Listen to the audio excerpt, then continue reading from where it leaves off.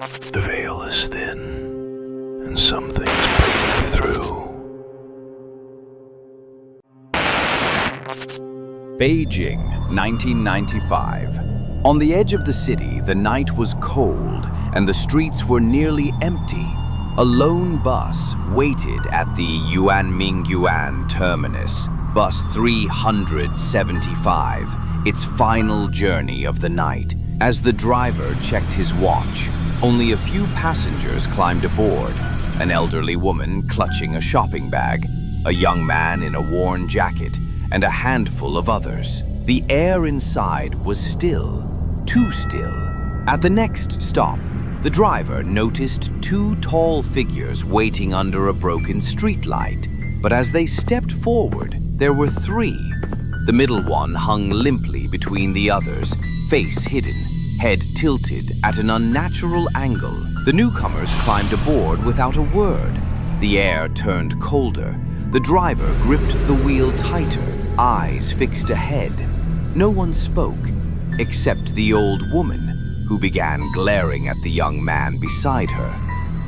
"You stole my wallet," the old woman suddenly shouted, her voice cracking the silence. The young man protested, confused, but she seized his arm and dragged him toward the next stop.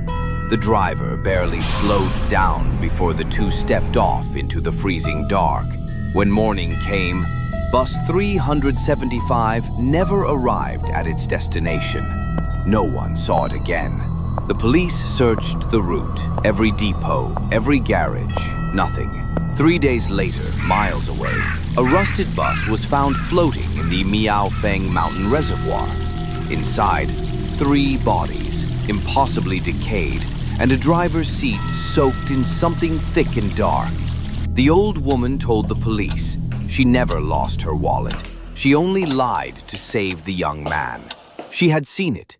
The pale hands of the strangers were not hands at all, but something white, thin, and boneless.